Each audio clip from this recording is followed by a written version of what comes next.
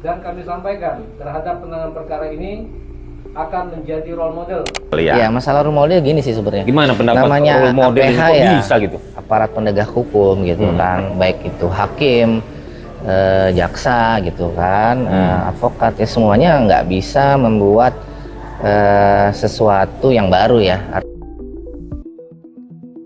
Rule model PI 10% Kejati Lampung dipertanyakan kuasa hukum PT LEB jelang putusan pra peradilan.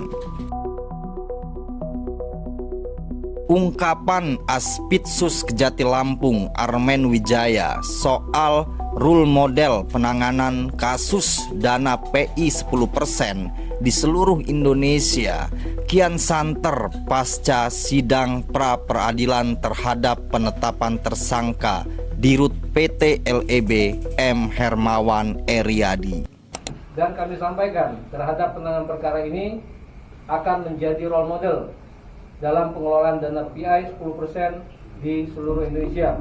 Ricky Martin yang saat ini bertindak sebagai kuasa hukum sidang pra peradilan penetapan tersangka M. Hermawan Eryadi menyanggah ungkapan Armen karena menurutnya rule model tidak berlaku dalam penanganan kasus hukum. Ya, masalah role model gini sih sebenarnya. Gimana pendapat namanya role model APH kok ya, bisa gitu?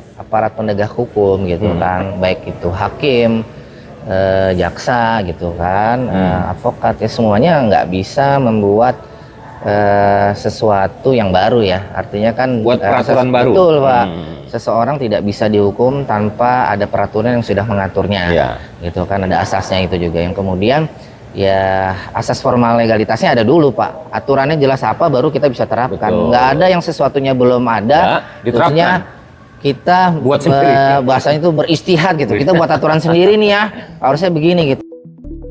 Lebih lanjut dalam konferensi pers malam penahanan petinggi PT LEB, Armen mengatakan rule model penanganan kasus PI 10% bertujuan agar pengelolaan PI bermanfaat bagi Provinsi Lampung maupun daerah lain. Agar kedepannya pengelolaan dana PI 10% dapat dikelola secara benar dan tepat untuk memperoleh pendapatan asli daerah, baik di Provinsi Lampung maupun di daerah lainnya. Ricky memahami PAD harus terkelola dengan benar. Namun yang menjadi salah satu permasalahan baginya ialah belum ada peraturan perundang-undangan yang eksplisit dalam pengelolaan dana PI 10%. Ia juga menuturkan, problematik PI 10% menarik untuk menjadi objek kajian publik. Menurutnya, peraturan operasional pelaksanaan dari Kementerian ESDM masih minim dalam kasus ini. Karena masalah participating interest juga menarik Pak.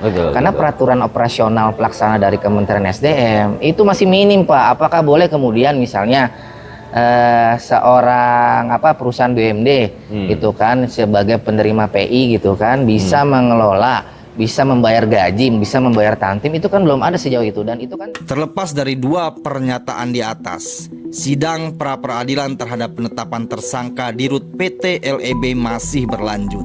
Senin 8 Desember 2025, sidang sampai pada puncaknya pembacaan putusan oleh Hakim Pengadilan Negeri Tanjung Karang.